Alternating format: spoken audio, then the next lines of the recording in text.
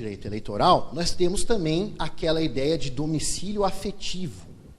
Não é preciso que o candidato ele seja efetivamente nascido naquele lugar ou morar efetivamente todos os dias naquele lugar. Ele pode, por exemplo, ter uma fazenda naquele lugar e ir lá de vez em quando, mas ele é conhecido naquele lugar. As pessoas o têm em boa companhia naquele lugar. Ele tem força de voto lá porque ele é uma pessoa que é de lá. Embora, vamos dizer, ele mora em Curitiba, mas tem lá uma fazenda em Figueira, né? Nosso amigo Dr. Hercílio, né? Que tem uma fazenda em Figueira. Pode o doutor Hercílio se candidatar? Claro que pode. Ele tem o chamado domicílio afetivo. Ele nem mora em Curitiba, né? Vamos dizer que ele morasse em Curitiba e fosse só fim de semana para lá. Sem problema. Então não é inscrição fraudulenta o sujeito que tem o domicílio afetivo para aquele local específico. Então é preciso prestar atenção nisso também. Mudança de domicílio. Em caso de mudança de domicílio, cabe ao eleitor requerer ao juiz do novo domicílio sua transferência juntando o título anterior. E aí temos aí alguns parâmetros, né? Só será admitido satisfeitas as seguintes exigências. Entrada do requerimento no cartório eleitoral no novo domicílio até 100 dias antes da data da eleição, transcorrência pelo menos um ano da inscrição primitiva, residência mínima de 3 meses no novo domicílio, barari, barará. Lembrando que aquele sujeito que tem a fazenda, ele já tem a residência, né?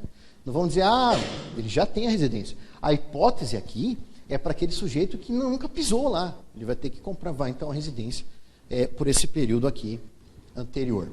Sujeito ativo da inscrição fraudulenta. Sujeito ativo comum, né? Qualquer pessoa. Não é só o candidato, né? Sujeito passivo, imediato, o Estado imediato, os eleitores, de um modo geral. É um sujeito passivo vago, naquela mesma ideia dos crimes eleitorais. Tipo subjetivo, dolo genérico. O que é o dolo genérico? Diferenciar o dolo genérico do dolo específico, o dolus malus, né, que alguns costumam falar. O dolo genérico é o dolo da prática do ato. E o dolo específico é o dolo da prática do crime. Então, veja, o sujeito não precisa ter, para a prática deste crime aqui, o dolo de influenciar nas eleições ou de se candidatar fraudulentamente. Basta o dolo de se inscrever, sabendo que a inscrição é fraudulenta. Então, o dolo é genérico. Crime formal, mas a consumação exige fraude. Claro, né? Não precisa que o eleitor ou candidato, enfim, o eleitor, né? Ele tenha efetivada a inscrição. Não precisa que o juiz defira a inscrição. Basta que ele tente a inscrição. Mas é preciso que haja uma fraude. Se não houver uma fraude, não haverá o crime. Admite tentativa no caso de crime plurissubsistente. Aquela questão da interceptação anterior à chegada no próprio sistema da justiça eleitoral, por exemplo, seria o caso. Aí, alguns crimes eleitorais, só para a gente conhecê-los, sem adentrar de forma profunda neles. Aí, nós vamos ver que o Código Eleitoral ele traz aí os crimes de forma bem organizada. Então, nós temos crimes relacionados à formação do corpo eleitoral, né? Formação dos eleitores, formação daquele sistema, daquele contexto eleitoral que vai se dar antes do pleito. Então, são crimes lá a inscrição fraudulenta do eleitor, o induzimento à inscrição de eleitor em infração às normas legais, aquele que induz o eleitor a inscrever-se fraudulentamente, também pratica crime, tipificado. Inscrição fraudulenta efetivada pelo juiz, negativa ou retardamento de inscrição eleitoral, né? Sujeito que tenta, de algum modo, impedir a inscrição eleitoral por subterfúgios, para que aquele não venha conseguir se inscrever e não concorrer ao pleito. Retenção de título de eleitor contra a vontade do eleitor, né? Então, são todos crimes aí relacionados à formação do corpo eleitoral. Deixa eu pegar uma aguinha aqui, rapidinho.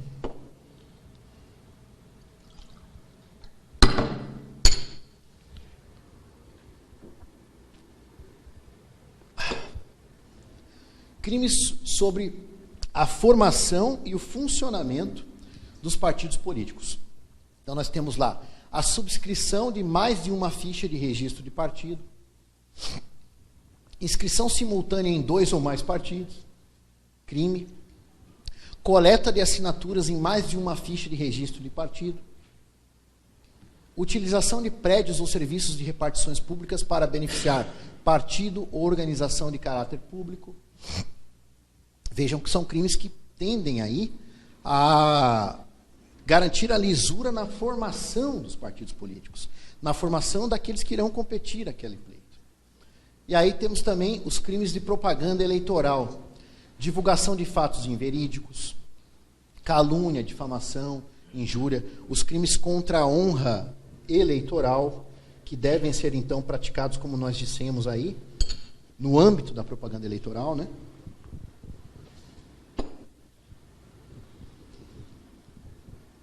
Impedimento do exercício da propaganda, né, por meio de violência, por meio de grave ameaça. Participação de pessoa não detentora de direitos políticos em atividades partidárias e de propaganda eleitoral. Veja só. A pessoa que não detém os seus direitos políticos, que teve seus direitos políticos suspensos ou cassados em atividade partidária e de propaganda eleitoral. Crime. Pesquisas fraudulentas. Isso aqui é para... Quase não acontece, né? Pesquisas fraudulentas. Isso aqui é realmente um... Podemos até num outro painel pensar em dar uma aprofundada nela. Irregularidades nos dados publicados em pesquisas eleitorais, né? O que de algum modo também é uma pesquisa inverídica. Realização de propaganda eleitoral no dia da eleição, que é a boca de urna. Ok. Crimes relativos à votação. Então vejam que o código ele tem uma lógica, né, na definição desses crimes.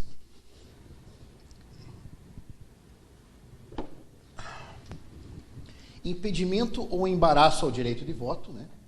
Isso aí por meio de coação, grave ameaça.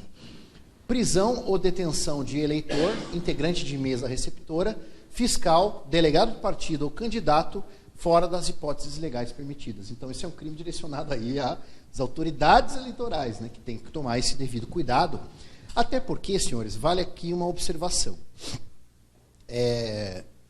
Efetuar uma prisão em uma situação de crime comum tem um efeito em relação à segurança pública e à sociedade de um modo geral, sem maiores alterações em relação a qualquer outra coisa. Mas a prisão efetivada no âmbito eleitoral, ela tem um reflexo muito importante no pleito. Você imaginar um candidato preso por algum fato ao longo do pleito, isso aí é prejudicar demasiadamente um lado da disputa. E isso é algo que deve ser tomado muito cuidado, muito cuidado. A prisão de candidato ou a prisão de algum correligionário muito importante, ou mesmo das autoridades que estão na situação, isso aí tem um efeito muito, muito complicado. É por isso que existe esse crime aqui da prisão indevida. As autoridades têm que tomar um cuidado redobrado, porque eles não estão lidando apenas com a prática de um delito, eles estão lidando com o pleito eleitoral. E isso pode alterar totalmente o pleito eleitoral, então tem que se tomar muito cuidado. Eu gosto de citar... É até 6h30 a nossa aula? Estou brincando, pessoal. Então, não, mas está tranquilo, né? Tá tudo sob controle. Eu tinha vontade de falar até 6h30, porque eu gosto muito de falar, né? Vocês já perceberam. Mas, assim, o desembargador Keppen, que é o presidente do TRE, antigo corregedor do TRE, nosso amigo, foi aí examinador da disciplina de eleitoral quando eu fiz a prova oral para juiz no TJ, desembargador Keppen, e felizmente acabamos ficando amigos. Ele foi inclusive na minha festa de posse, né? Foi o único membro da banca que foi na minha festa de posse. Uma pessoa muito delicada, o desembargador Keppen. Ele é um gentleman, um sujeito de uma educação incrível. E o desembargador Keppen, ele é um conhecedor profundo do direito eleitoral. E eu digo isso não só porque ele conhece a técnica, né, do direito eleitoral, mas ele conhece o âmago do que se trata a questão do pleito eleitoral. E ele sempre diz o seguinte, e isso foi de muita importância para mim, nesse período eleitoral que se avizinha. Primeiro que pela delicadeza que ele tem, ele, como presidente do TRE, visitou quase todas as circunscrições eleitorais. Visitou, inclusive, a minha circunscrição eleitoral, que fica lá em Sengés, né? Então, uma delicadeza muito grande. E nessas reuniões que ele fez no interior com os juízes, tive uma reunião esta semana com ele e com os outros membros da corte, ele dizia o seguinte, e tem muita razão. Ele diz assim, perceba que as alterações na lei das eleições, e aliás dizer lei das eleições é quase um equívoco, porque nós temos várias leis das eleições, né? Quase que todo pleito nós temos uma lei nova, né? E resoluções novas do TSE. Então, a cada eleição, nós temos um sistema novo. Por isso que o direito eleitoral é tão complicado também de lidar. E percebam, senhores, que toda vez que nós temos alterações na propaganda eleitoral, elas são restritivas. É difícil nós termos alterações de propaganda eleitoral ampliativas, né? É o outdoor, aí é o cavalete, agora não é mais nem cavalete, e aí não é nem bandeira, aí o adesivo tem que ter esse tamanho, daqui a pouco é esse aqui, daqui a pouco nós vamos estar só com um brochinho, né? Então a lei, quando trata de propaganda eleitoral, ela é sempre restritiva. E ele diz o quê? Isso é sinal de quê? É sinal dos vencedores legislando contra os vencidos. Claro, são eles que fazem as leis. E aquele que é vencedor do pleito eleitoral, que está, portanto, no governo e quer lá permanecer, ele já tem visibilidade. Ele quer mais dificultar a propaganda eleitoral, para não permitir que pessoas novas adentrem nesse campo de visibilidade. E aí ele diz o seguinte, você, juiz eleitoral, que arrocha a propaganda, mais do que a própria lei já arrocha, me desculpe, você está trabalhando para os candidatos vencedores. Você está trabalhando para a situação. E olha que interessante, né? Nós vemos que a postura dos juízes, normalmente, dos promotores, é de arrochar na propaganda eleitoral. Se os decibéis do carro de som é 70, eu faço um taque para dizer que é 40, né? Ou eu proíbo o candidato de sair de casa no dia da eleição, né? Tem isso aí que é um absurdo, que eu já vi acontecer. Quando o juiz faz isso, ele está trabalhando para a situação. Então, o que nós temos que fazer? Nós temos que trabalhar pela propaganda eleitoral, de forma ampliativa, e interpretando a lei eleitoral que tange a propaganda de forma mais ampliativa. Porque aí nós estamos garantindo a democracia.